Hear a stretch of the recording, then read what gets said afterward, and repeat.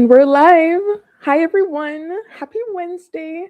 Jerry here, the Njerineer. If you are new here, hi, my name is Jerry, engineer by day, natural hair girly all the time. And every single Wednesday, we talk all things natural hair, beauty, self care, and just whatever else you want to talk about because that's what we do here. And today we are going to be talking about dreadlocks and Rastafarianism because this month we are doing a Black History Month special where I'm trying my best every week for the month of February to talk all things Black history and tie it in as much as possible to natural hair and Black beauty. So that's what we're doing today. But first, let's get relaxed. Let's chill. I need some water.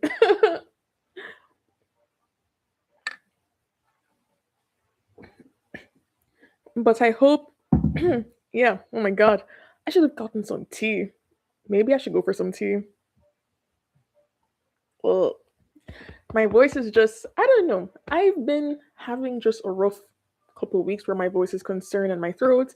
So if I'm sounding raspy, apologies, but thank you for still listening and tuning in. Doing my best to like talk over the rasp, but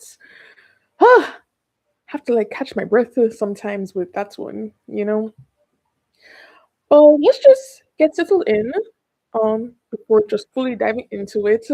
I guess one little update from me. So today is actually my 11-month vegiversary. What that is basically is I've been kind of keeping track of the different, I mean, not different, just how long I've been vegetarian for.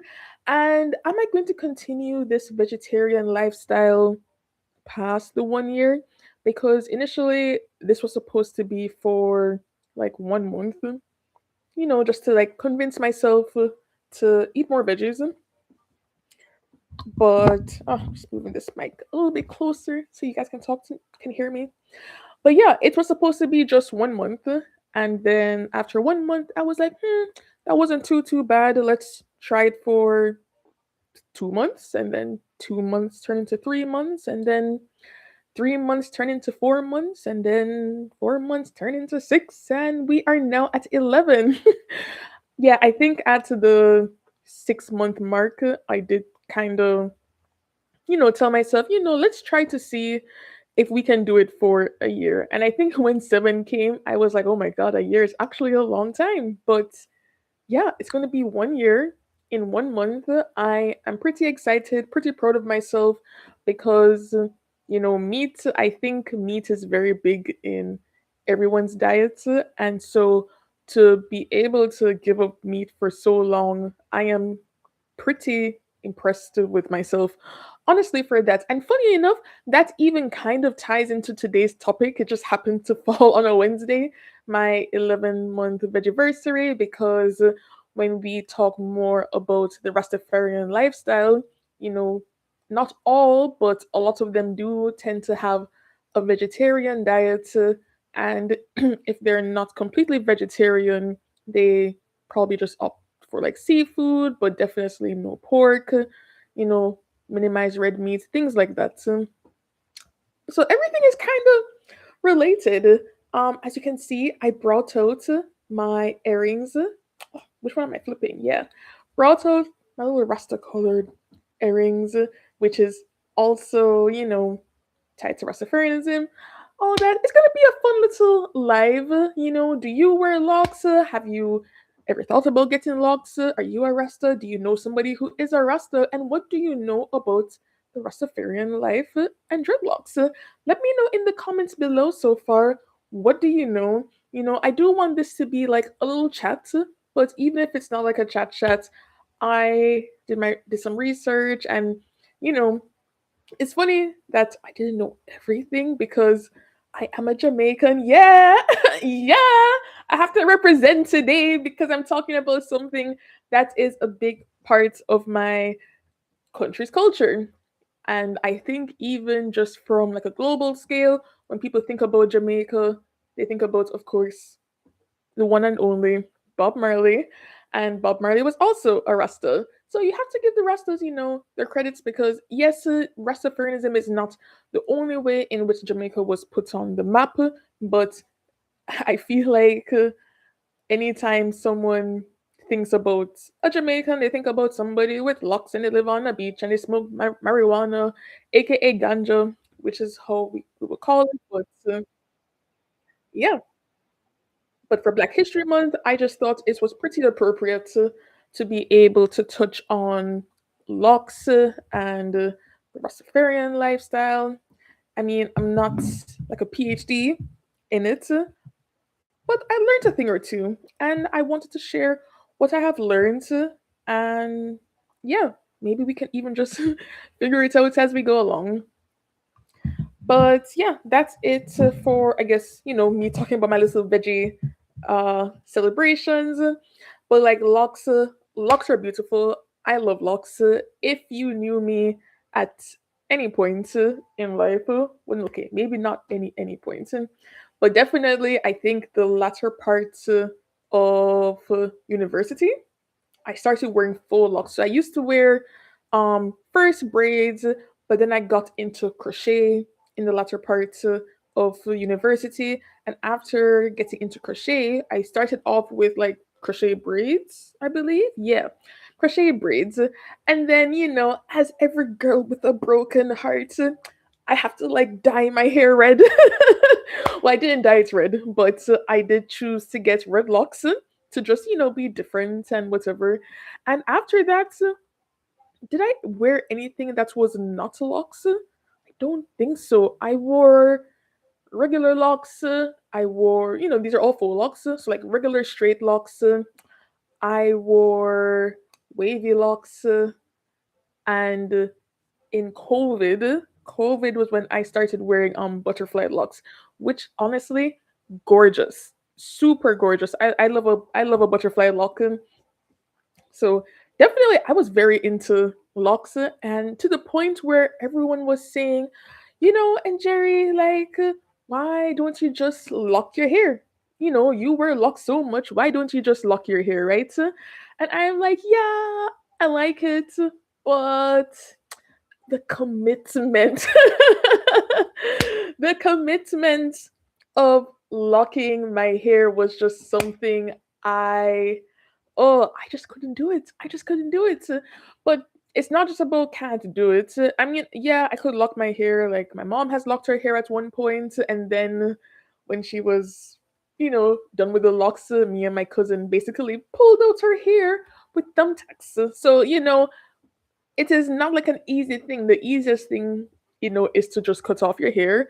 Not saying you can't do that, but I'm somebody, I love different hairstyles. And I think that's one of, the best things of having coily, curly hair is that you have a variety of hairstyles to choose from, whether you want to do an afro, braid, cane roll, locks, updo, down, cream it, chop it off, whatever you want to do. There are so many styles. The versatility of our hair is unmatched. So love being black where that is concerned. But yeah, I get bored of hairstyles, and because I get bored of hairstyles, that is literally why I cannot lock my hair.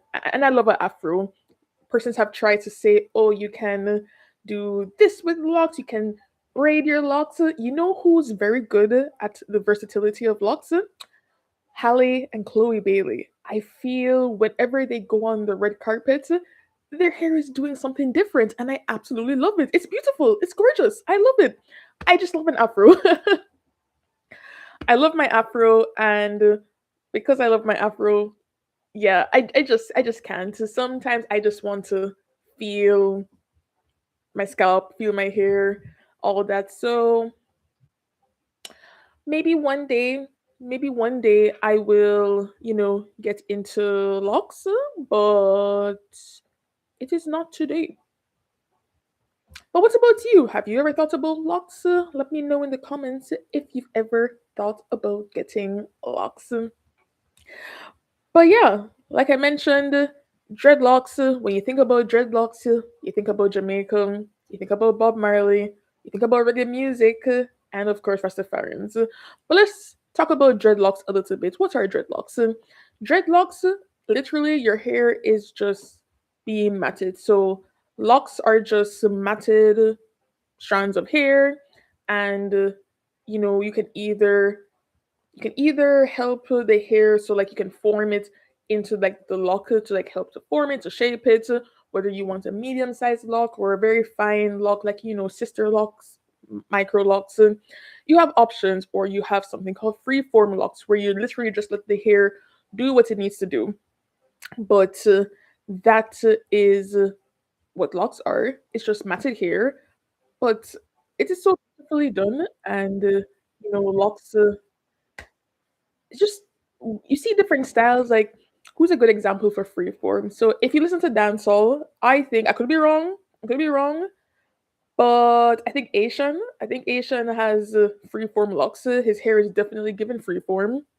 um I think Jay-Z also has freeform locks, and The Weeknd was also a popular artist who had freeform locks, but we know that he cut it off. But yeah, it's when you just basically allow the hair to naturally mat over time. Now, I'm not saying that all types of hair can't be locked, because I am also not saying that locks are owned by Jamaicans or by Rastas.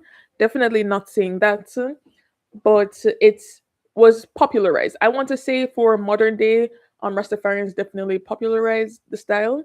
Um, but many cultures have used locks. I don't want to pronounce words wrong, but I know in Hindu culture, one of the deities, they also have locks. There are just many different cultures that have locks. So we're not owning the hairstyle, but it definitely became more popular through us. But yeah, but coily hair mats on its own. Like, everybody's hair mats, because I mean, my dog's hair would mat. Like, she was a Shih Tzu. Her hair is definitely not curly, but her hair was always getting matted. But coily hair definitely starts matting if you do twists or braids. You will know that if you leave your hair in for the long, long time, your hair is just gonna get matted. And oh my goodness, I've been there, done that, and I've lost hair just trying to get out mats. So yeah, your hair will be locking. If you really, really leave your hair as it is, your hair will just naturally lock. Water break.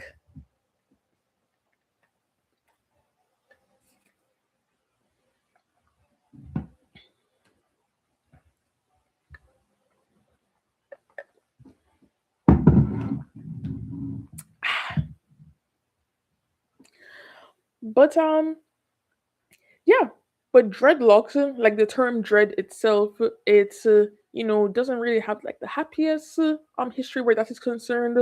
Definitely came more from colonial times, where dread was used as fearful, something to be afraid of, like dreaded. And so not everyone I know still likes to use the term dreadlocks, but the term is used. We do call it dreadlocks. But yeah, but let's talk a little bit more about Rastafarianism. I have like so many points. I have to like check my notes just to make sure that I am staying on track, guys.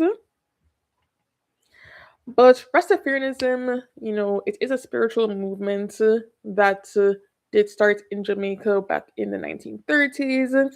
And, you know, in that time, it definitely lined up with a lot of things. So it lined up with Haile Selassie, who's the emperor of Ethiopia.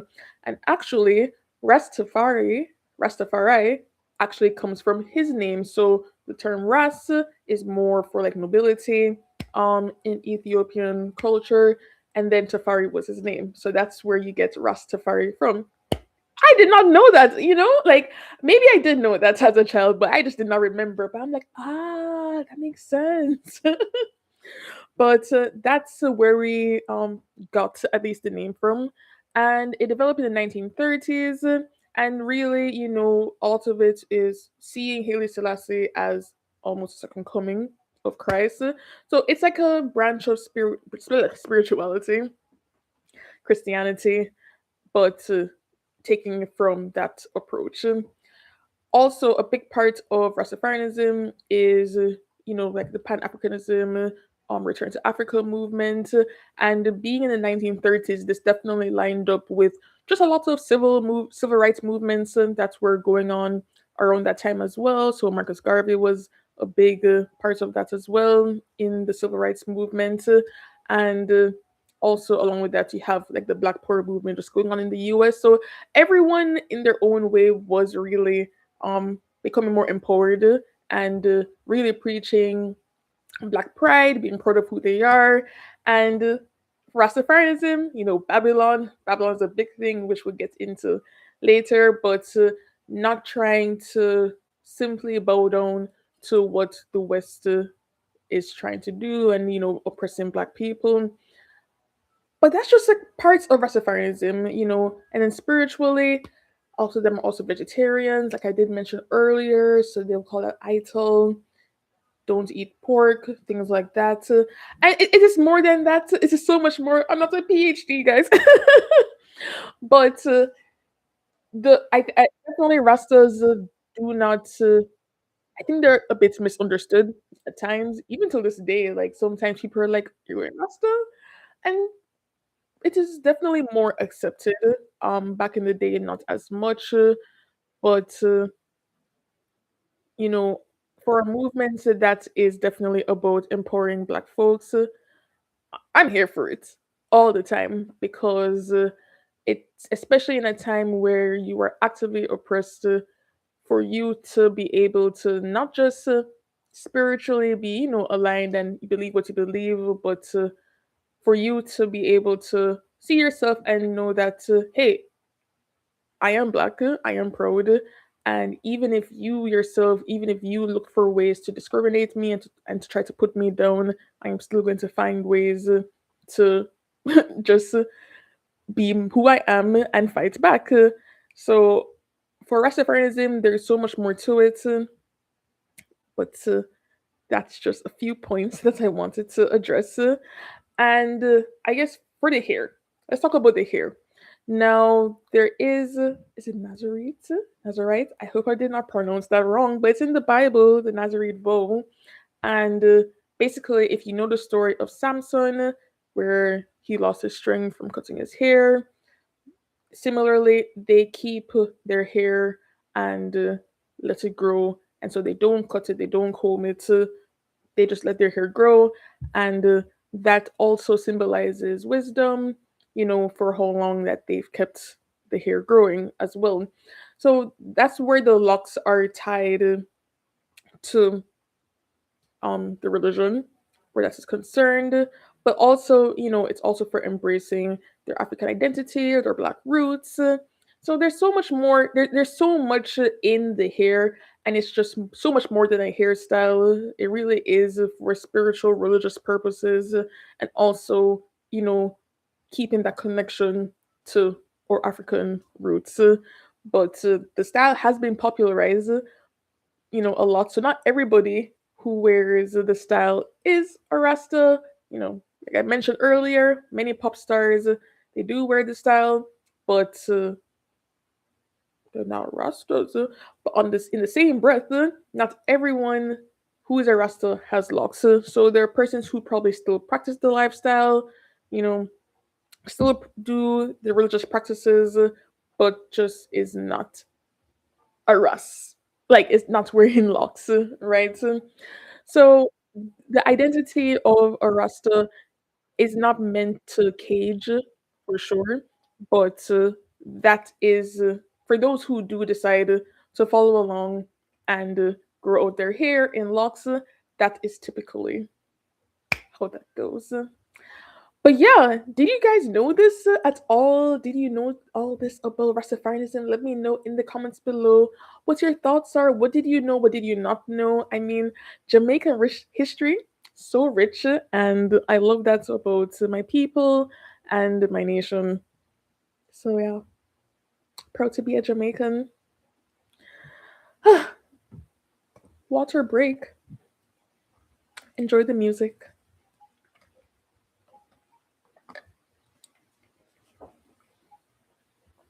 Like I'm a yapper, and sometimes I talk so much. It's like, oh my god, I hope I'm still making sense. But yeah, happy Black History Month. I don't think I said that in the beginning, but yeah, happy Black History Month, guys.